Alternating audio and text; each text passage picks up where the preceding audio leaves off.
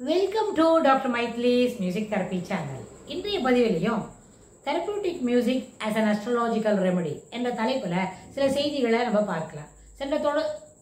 சென்ற பதிவிற்கு தொடர்புடைய செய்திகளையே இந்த பதிவிலையும் பார்க்கலாம். சென்ற பதிவில் பார்த்தோம் மியூசிக் அண்ட் அஸ்ட்ராலஜி ரெண்டுத்துக்குமே டிவைன் ஆரிஜின் இருக்கு. அப்புறம் அதுக்கு வேதத்தோட தொடர்புடைய இருக்குது. வேதம் என்று சொன்னால் ரிக், யஜுர், சாமம், அதர்வனம் அப்படின்னு 4 பிரிவுகள் இருக்கு. 4 வேதங்களிலும் ரிக் வேதத்திலேருந்து என்ன இருக்கு?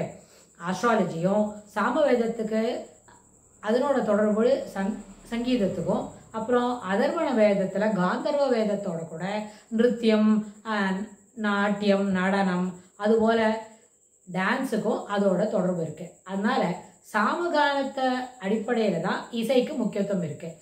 அப்போ சப்தஸ்வரங்களுக்கு எப்படி கிடைச்சது அப்படின்னு கேட்டா, நம்ம சென்ற பதிவிலே பார்த்தோம் பஞ்சமுகம், அதாவது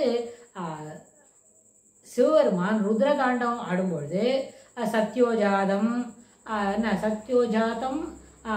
அகோரம், வாமபாகம், அப்புறம் அதுபோல 5 பஞ்சமுகங்களிலும் தத்புருஷம், ஈசானம் அப்படின்னு இந்த 5 முகத்திலேருந்தும் அந்த திருமுகத்திலேருந்து வந்த சவுண்டு, அந்த ஸ்வரம் தான் சப்தஸ்வரம் அப்படின்னு நம்ம சொல்கிறோம். அதே மாதிரி ஸ்வரங்கள் அப்படி சொன்னால் இந்த மியூசிக் ஒரு சவுண்ட் வேவ்ஸோட ரிலேட் பண்ணிக்கும். அதனால எவ்வளோ தூரம் போகுதோ அதோட கூடவே ஒரு அனுசாரணி போல ஒரு வைப்ரேஷனையும் எடுத்துக்கிட்டு போகும். ஆனால் பிளானட்ஸ்ன்னு சொல்லும்போது that is based on light waves. அது என்ன பண்ணும்? ஸ்ட்ரெயிட்டாக போகும், ஃபாஸ்ட்டாக போகும் அப்படின்னு. பிளானட்ஸ்ன்னு வரும்போது சூரியன், சந்திரன், செவ்வாய், புதன், வியாழன், குரு பகவான், அதுக்கப்புறம் வெள்ளி, சுக்கிர பகவான், சனி பகவான் அப்படின்னு இந்த 7 கிரகங்கள் இருக்கு. அந்த சூரியனுக்கும் சந்திரனுக்கும் 2 ஆளுக்கு ஒரு ஸ்வரம் தான், சா பா அப்படிதான். ஆனால் அதனால நம்மளுக்கு நல்லா தெரியும் சப்தஸ்வரங்களை சா பால மட்டும் என்ன மாறுதல் கிடையாது. பாக்கி எல்லா ஸ்வரங்களுக்கும் 2 இது உண்டு, 2 மாறுதல்கள் உண்டு. அதாவது கோமலஸ்வரம், தீவிரஸ்வரம், அதாவது ரிஷப காந்தாரம், மத்தியம, தெய்வத, நிஷாதம், இதுக்கு எல்லாத்துக்கும் மாறுதல் உண்டு அப்படின்லாம் இது சென்ற பதிவில் பார்த்தோம்.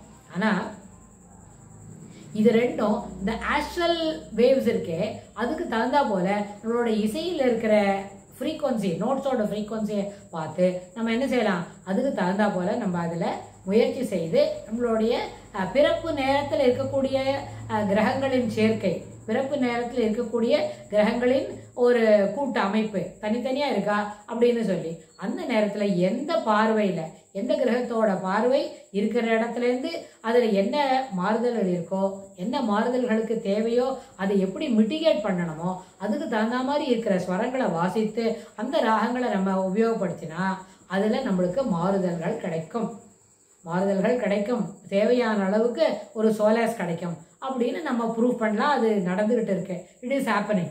அதனால எந்த மாதிரி ராகங்களை வாசிக்கணும் அப்படின்னும் போது ஒருத்தரோட பிறப்பு நேரத்தில் கணிக்கப்பட்ட அந்த ஜாதகத்தை பார்த்து அதில் எந்த அளவில் how the planets are being placed, எந்த கான்ஸ்டலேஷன் ஆஃப் ஸ்டார்ஸில் எப்படி இருக்குது, ஒரே நட்சத்திரத்தில் 2 கிரகங்கள் ஒன்றா இருக்கா, 2 ஒன்றா பார்க்குறதா, இல்லை வேறு வேறு. அது ஏன்னா ஜோதிஷம்ன்றது ஒரு பெரிய சமுத்திரம். அதை நம்ம ஏற்கனவே நம்ம சொன்னோம்.